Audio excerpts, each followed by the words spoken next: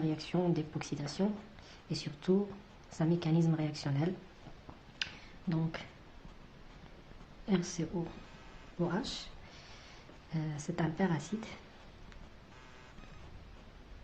Donc peracide, il possède deux oxygènes, OOH. Bien, il possède un autre nom, peroxyacide, c'est la même chose. Donc elle va réagir avec un alcène. Et il va lui donner un oxygène, comme ça. Donc je vais détailler tout ça dans le mécanisme réactionnel. Donc on va former finalement un époxyde. Donc qu'est-ce que c'est qu'un époxyde? Un époxyde, tout simplement, c'est un éther. Donc il appartient à la famille des éthers, ROR, mais lorsqu'on a une liaison entre R et R, ça sera un époxyde. C'est-à-dire que l'époxyde, par définition, est un éther cyclique. Donc on va passer directement au mécanisme réactionnel. Donc c'est un mécanisme concerté dans lequel nous aurons un déplacement de plusieurs liaisons en même temps. C'est ça la vraie signification de concerté. Donc lorsqu'on parle d'un mécanisme concerté, c'est-à-dire formation et rupture de plusieurs liaisons en même temps ou bien simultanément. Donc OR ou H. Donc la première étape dans le mécanisme, c'est que cette liaison va attaquer le proton H car il possède une charge positive. Et puis directement, cette liaison OH, elle va se déplacer vers l'un des carbones, voilà, pour former une nouvelle liaison oxygène-carbone. Et puis le carbone est incapable de former plus de 4 liaisons, donc ce qui explique que cette liaison va se déplacer directement vers cet oxygène. Et puis bien sûr, l'oxygène est incapable de former plus de 2 liaisons, ce qui explique que cette liaison va se déplacer ici, et comme ça, le résultat sera comme suit. Donc, c'est formation d'une nouvelle liaison carbone-oxygène, voilà, en rouge, et également une nouvelle liaison CO, ce qui explique la formation de 2 liaisons CO. Donc, on va passer d'une géométrie plan vers une géométrie tétraédrique. Pour cette raison, nous aurons l'apparition des liaisons en avant et des liaisons en arrière, parce que ce carbone-là est hybridé sp2, mais par contre, ce carbone-là est hybridé sp3. Voilà, il me reste que le résultat, ou bien le deuxième produit. Donc, ici, CR, voilà, et formation de nouvelle liaison OH, ce qui m'a donné une fonction acide. Voilà, donc un acide plus un époxyde, la formation de 1,2 diol. Donc on va commencer tout d'abord par la forme géométrique trans, c'est-à-dire diol, c'est-à-dire que 2 groupements OH se trouvent dans 2 côtés différents. Voilà, c'est ça la signification de trans. Donc toujours, comme on a déjà vu dans la vidéo précédente, la formation d'un époxyde comme objectif, mais maintenant nous allons étudier la réactivité de cet époxyde comme réactif. Voilà, donc un époxyde est très utilisé comme un intermédiaire réactionnel. Donc l'époxyde, il va réagir avec quoi? Il va réagir soit au milieu acide. Donc lorsqu'on parle d'un milieu acide, on parle d'un milieu riche en protons H+, bien sûr, en présence de H dessous, c'est-à-dire qu'un acide dissout dans l'eau. Donc la première étape, nous savons déjà que l'oxygène possède 2 doublés électroniques qui vont attaquer, ou bien l'un des 2 doublés, il va attaquer le proton H+, pour former avec lui une nouvelle liaison. Voilà, donc nous allons former une nouvelle liaison oxygène, voilà, proton H+, et l'oxygène, puisqu'il a perdu un électron, donc il va se charger positivement. Et puis nous aurons l'intervention de monsieur H2O, l'eau, par ces doublés. Donc il va attaquer l'un des 2 carbones, bien sûr. Lorsqu'on parle de l'un des 2 carbones, on parle de la régiosélectivité, c'est-à-dire la sélection de la région. Donc ici nous avons un carbone secondaire, et ici nous avons un carbone primaire. Bien sûr, la règle de Markovnikov si on applique la règle de Markovnikov dans le mécanisme réactionnel, on va attaquer le carbone le plus substitué et donc nous aurons la rupture de cette liaison d'une manière hétérolytique pour neutraliser la charge sur l'oxygène et donc finalement nous allons trouver un composé comme ça. Voilà, donc c'est OH et puis voilà, d'après donc les forces de répulsion, donc l'attaque est en eau, voilà, donc la formation d'un groupement OH dans deux côtés différents. Donc comme vous voyez ici, les deux groupements OH ils se trouvent dans le même plan mais dans deux côtés différents, ce qu'on appelle anticoplanaire.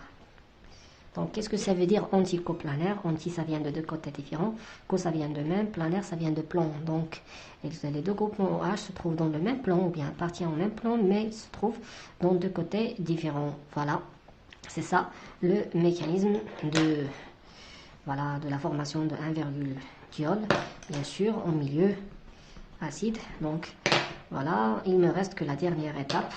N'oubliez pas que vous avez un hydrogène ici, donc une charge positive. Donc, l'oxygène va attirer sa doublée électronique pour neutraliser cette charge. Et donc, finalement, on va former un composé trans 1,2 diol. Voilà, un composé trans. Comme ça, plus un dégagement de quoi? De H+, c'est le catalyseur acide qui ne réagit pas, qui n'intervient pas dans le composé final. Pour cette raison, nous devons éliminer le proton H+, la formation de 1,2 diol trans, ou bien de trans 1,2 diol, dans lequel les deux groupements OH se trouvent dans deux côtés différents. Donc dans la vidéo précédente, nous avons étudié la formation de 1,2 diol trans en milieu acide. Et maintenant, on va étudier la réaction au milieu basique. Donc, en milieu basique, c'est-à-dire en présence des ions H en moins ou bien des ions hydroxydes qui vont attaquer directement le carbone le moins substitué selon, bien sûr, anti-Markovnikov, puisqu'il s'agit d'un carbone moins substitué. Et puis, le carbone est incapable de former plus de 4 liaisons, donc ce qui explique une rupture hétérolytique vers l'oxygène à un moment donné, un oxygène chargé négativement. Et donc, voilà, H. Donc, formation d'une nouvelle liaison OH. Et puis, le R ici et le H ici. Et donc, voilà, je suis désolée. Donc, je vais essayer de répéter. Donc, ici, nous avons déjà un groupement OH. H, voilà. Et puis, la liaison O, elle va se déplacer ici. Donc R, H, et puis il me reste que l'étape de neutralisation pour neutraliser la charge négative qui se trouve dans l'oxygène. Donc je vais la neutraliser par des ions H+, voilà, par H2O. Et donc finalement, je trouve un composé qui possède deux fonctions alcool. Avec ces deux alcools se trouvent dans le même plan, mais donc deux côtés différents, ce qu'on appelle anticoplanaire. Les deux OH appartiennent au même plan, mais dans deux côtés différents, donc trans, pour la raison que les deux OH se trouvent dans deux côtés différents. La réaction de Syn, qu'est-ce que ça veut dire Syn? C'est-à-dire que deux groupements se trouvent dans deux côtés, ou bien dans la même côté, dans deux côtés identiques. Donc 1,2, c'est-à-dire le premier OH se trouve dans la position 1 et le deuxième se trouve dans la position de dihydroxy, c'est-à-dire de groupement OH, hydroxylation, c'est-à-dire l'ajout de deux groupements OH, ou bien la formation de 6. 6, c'est la même chose que Syn. Syn, elle représente le fait de l'addition, ou bien le type de l'addition, mais 6, il représente le résultat. Voilà, 1,2 diol, c'est-à-dire deux groupements OH qui se trouvent, l'un se trouve, ou bien l'une se trouve dans la position 1, et l'autre se trouve dans la position 2. Voilà, donc si j'ai un alcène d'une manière, bien d'une façon générale, KMNO4, voilà, en présence d'ions H au moins, en présence de H2O, et puis la condition très intéressante, c'est que dilué à froid. Ce sont les conditions opératoires de la réaction, donc on va trouver directement un composé dans lequel les deux groupements OH se trouvent dans la même côté. Et je vais passer directement au mécanisme, car c'est très intéressant de savoir ce mécanisme réactionnel pour bien comprendre pourquoi les deux groupements OH se trouvent dans la même côté. Voilà, tout d'abord, il faut savoir représenter le KMNO4 en structure de Lewis. Voilà, donc au moins K+, c'est ça le KMNO4. Donc le Mn est capable de former donc combien de liaisons? 7 liaisons. Voilà, donc la première étape, c'est la rupture de la liaison OMN, et donc il va se déplacer directement vers le carbone.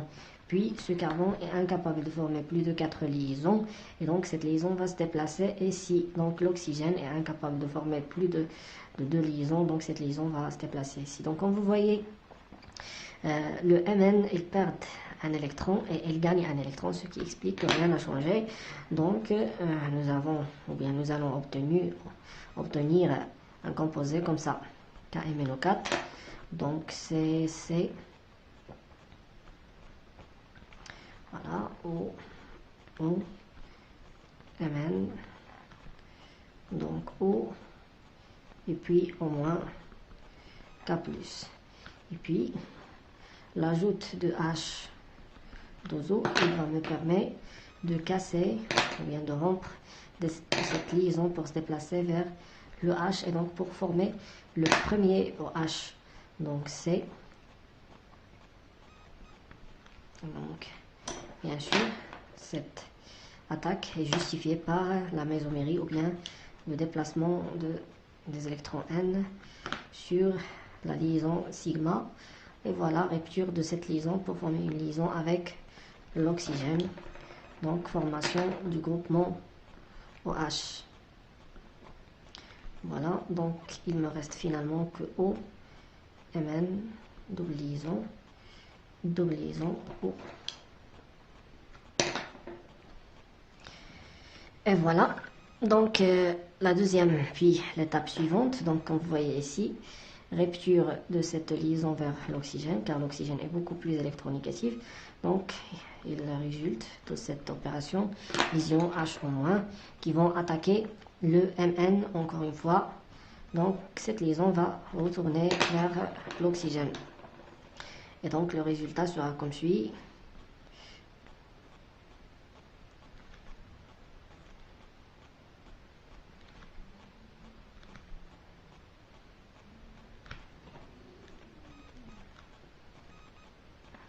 Donc formation d'une nouvelle liaison OH. Et voilà. Encore une fois, nous allons utiliser liaison ou bien le H d'ozo. Donc voilà, la liaison pi va se déplacer ici, puis le Mn va libérer cette liaison pour attaquer l'hydrogène. Donc formation d'une nouvelle liaison oxygène-hydrogène. N'oubliez pas ici le OH. Voilà, donc c'est le mécanisme nous explique pourquoi c'est une signe addition. Voilà, H plus MnO3. Voilà, H, voilà, le signe addition. Les deux groupements OH se trouvent dans deux côtés, dans la même ou bien dans deux côtés identiques, ce qui explique la signe addition, oxydation avec coupure de la double liaison, bien ce qu'on appelle le clivage oxydatif. Donc qu'est-ce que ça veut dire clivage? C'est-à-dire coupure ou bien rupture ou bien cassure de la double liaison. Donc si vous avez un alcène qui possède deux hydrogènes, R1, R2, donc le KMNO4 avec bien sûr concentré, c'est tout à fait différent par rapport à KMNO4 du lié. Le milieu réactionnel est toujours basique, mais cette fois, donc comme vous voyez, donc nous avons déjà vu dans la vidéo précédente qu'on utilise un KMNO4 du lié à froid, mais maintenant en présence de delta, c'est-à-dire en présence de la chaleur ou bien de l'énergie thermique, et puis le H d'ozo. Donc tous ces éléments là avec la chaleur, ils vont causer une rupture de la double liaison, ce qu'on appelle la coupure de la double liaison. Donc voilà R1 plus O CR2 et bien sûr la fixation de deux groupements oxygène au moins. Et puis le fait d'ajouter les ions H3 au plus ou bien les ions oxonium. Donc les ions oxonium vont neutraliser ces deux oxygènes, c'est-à-dire ils vont donner des hydrogènes à chaque oxygène et puis le résultat final sera comme suit. Donc la formation de deux acides carboxyliques. Donc cette méthode est une méthode très intéressante pour synthétiser les acides carboxyliques. Donc je vais essayer de fixer les idées par un exemple. Donc si j'ai bien sûr un composé alcène sous forme d'une cycle, donc qui possède deux insaturations, donc le KMNO4 concentré avec H au moins, avec delta, avec les ions H3 au plus, donc rupture de cette liaison. Donc vous voyez ici 1, 2, 3, 4, 5, donc rupture de cycle. Donc je vais numéroter 1, 2, 3, 4, 5. Comme vous voyez ici, nous avons une double liaison dans la position 5 et une autre double liaison dans la position 1. Donc ici, nous avons dans chaque partie de la double liaison, nous avons un hydrogène. Il va être remplacé par un oxygène, donc OH. Voilà, oxydation par ozonolyse. Donc cette réaction appartient aux réactions d'oxydation avec eau pure de la double liaison. Donc tout d'abord, nous devons comprendre la structure de l'ozone O3. Donc qu'est-ce que c'est que O3? Donc O avec un autre O. Donc si je forme ici une double liaison, c'est bien, mais si je forme encore une liaison ici, je devais mettre une charge positive sur l'oxygène. Pourquoi? Parce que l'oxygène a perdu un électron pour former une liaison avec l'autre oxygène. Donc l'oxygène dans l'état naturel, il forme deux liaisons, mais lorsqu'il forme 3, donc vous devez mettre une charge positive ici. Et lorsque l'oxygène forme une seule liaison, vous devez faire apparaître les 3 doublés de l'oxygène plus une charge négative, c'est-à-dire que cet oxygène a gagné un électron, mais par contre celui-là a perdu un électron. Donc comme ça, l'ozone, donc ça s'appelle l'ozone. C'est un élément neutre qui possède une charge plus et une charge négative, donc plus ou moins ça sera 0. Donc donc si cette liaison se déplace ici, l'oxygène va perdre un électron et donc l'oxygène est incapable de former plus de 3 liaisons, donc cette liaison va se déplacer ici. Donc pour cette raison on va trouver une deuxième forme limite de l'ozone. Donc voilà une liaison ici, voilà, cet oxygène sera neutre et puis cet oxygène il a gagné un électron, ce qui explique l'apparition d'une charge positive sur, donc d'une charge négative sur l'oxygène, et puis celui-là il va rester chargé positivement.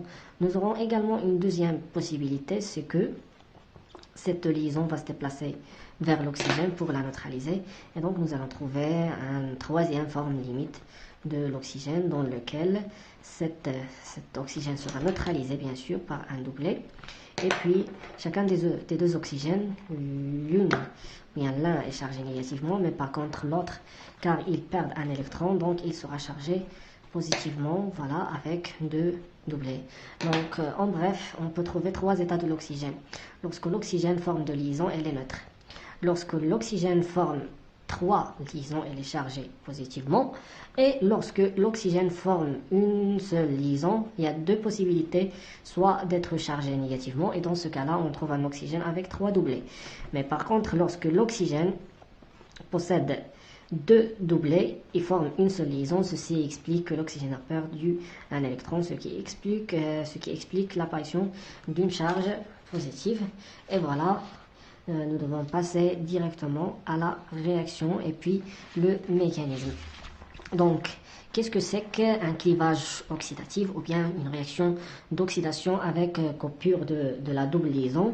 Donc, par exemple, ici j'ai un alcène comme ça, donc et puis le O3 dont dans H2O, par exemple, dans des conditions thermiques, je sais pas, donc je vais former un composé qui s'appelle l'ozonide.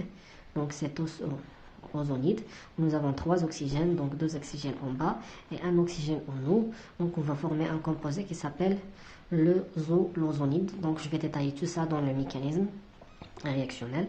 Donc R1, R2, voilà, comme nous avons déjà ici, R1, R2 et puis R3, voilà H, donc R3 et H. Et puis lorsqu'on utilise un milieu oxydant, on va trouver 2 composés. Le premier est un composé cétone, puis plus un aldéhyde. Voilà, donc R1, R3H, et puis plus H2O2. Donc nous aurons une deuxième réaction entre l'aldéhyde et H2O qui va me donner un acide carboxylique. Donc RCO OH.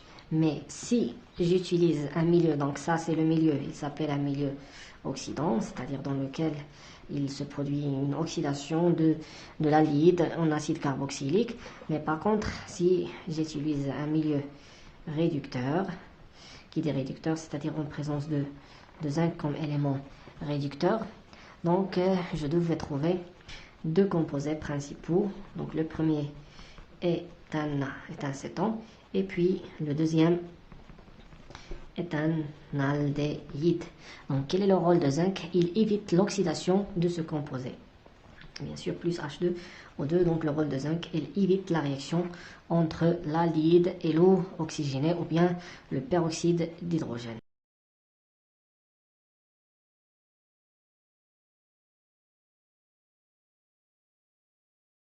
Le mécanisme de zonolyse.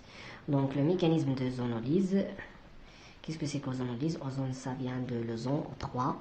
Lyse, c'est-à-dire une rupture, ou bien une coupure, ou bien cassure de la double liaison.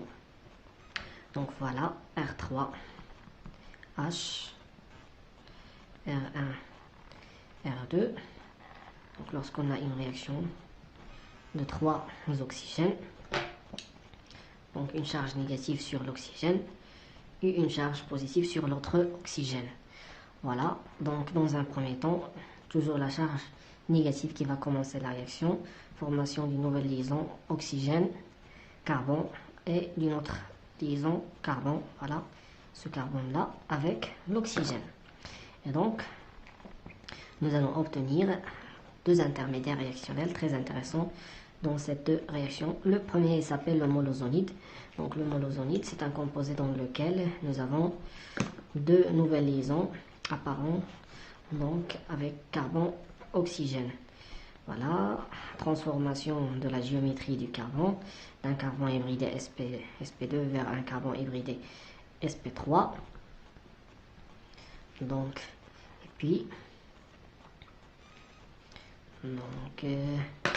et puis, cette liaison, je vais la dessiner ou bien la colorer en vert, va se déplacer ici.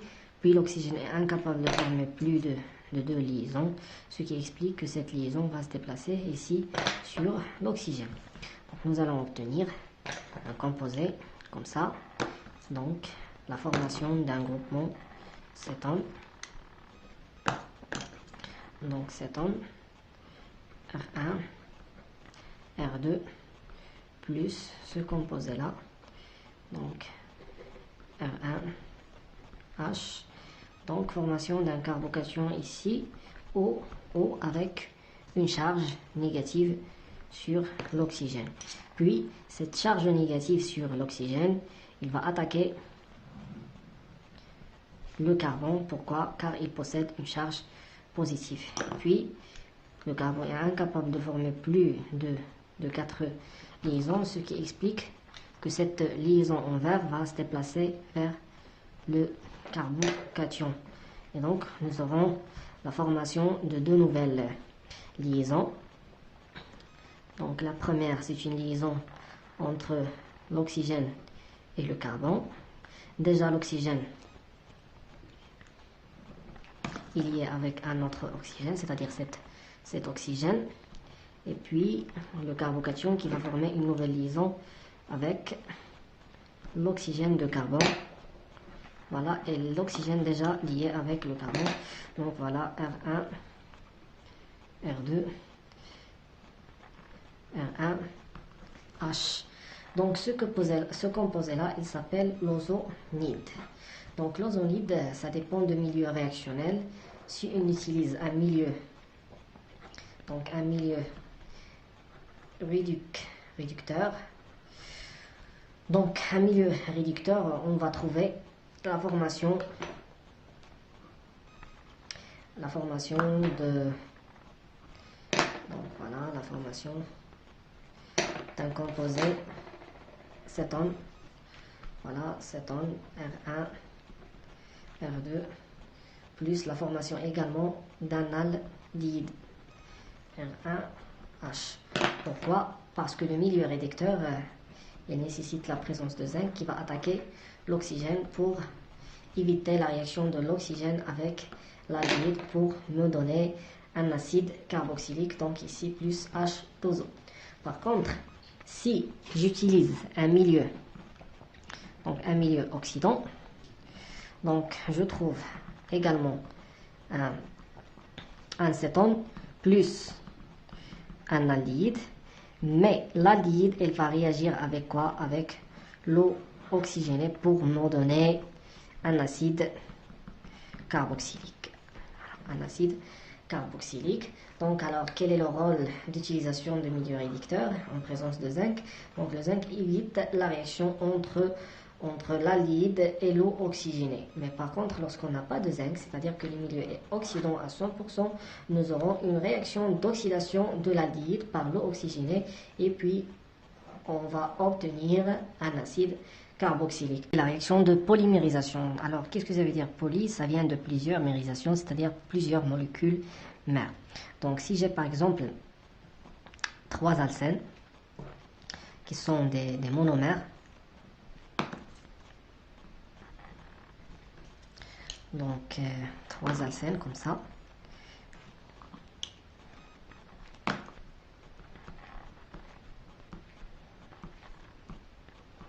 et je veux lier entre ces 3 alcènes. Donc chaque alcène il s'appelle un monomère. Donc si je veux synthétiser un polymère, c'est-à-dire plusieurs molécules mères, donc cette liaison elle va se déplacer vers ce carbone. Ce carbone est incapable de former plus de 4 liaisons, donc ce qui provoque le déplacement de cette liaison et ainsi de suite jusqu'à N. Voilà, donc comme ça, je fais quoi? Je forme des nouvelles liaisons entre les alcènes pour former une chaîne alcanique, une chaîne d'alcanes très très longue. Donc 3 liaisons entre 3 alcènes, donc qui va me donner une chaîne carbonée très très longue. Donc c'est ça la polymérisation. Par exemple le polycope, plusieurs copies qui me donnent un polycope. Donc polymérisation, c'est-à-dire la formation d'un polymère, c'est une chaîne carbonée très longue. Donc je vais essayer de détailler le mécanisme de cette réaction. Donc il existe 2 types de mécanismes. Un mécanisme soit au milieu cationique ou bien ce qu'on appelle la polymérisation cationique. La polymérisation cationique, c'est-à-dire lorsque j'ai un alcène, comme ça, avec 2 groupements méthyle, c'est-à-dire CH3. Donc cette alcène, elle va réagir avec un acide de Lewis. Donc qu'est-ce que c'est qu'un acide? Donc AlCl3 est un acide de Lewis. Donc qu'est-ce que c'est qu'un acide de Lewis? Un acide de Lewis, c'est une espèce chimique qui possède une lacune électronique, c'est-à-dire un case vide, qui va être rempli par, par une double liaison. Donc cette liaison pi va se déplacer vers l'acide de Lewis et donc je vais former un carbocation. Bien sûr, ce carbocation doit être le maximum, doit être le plus stable possible. Donc pour cette raison, je vais former un carbocation tertiaire. Un carbocation, voilà, tertiaire. Et puis AlCl3, donc l'aluminium a gagné un électron, ce qui explique l'apparition d'une charge négative. Et puis l'utilisation d'un deuxième alcène. Donc le deuxième alcène, elle va se comporter comme comme un nucléophile, c'est-à-dire qui aime les charges négatives, et donc nous aurons la formation d'une nouvelle liaison carbone-carbone, bien sûr, entre ce carbone et ce carbone pour former un carbocation beaucoup plus stable.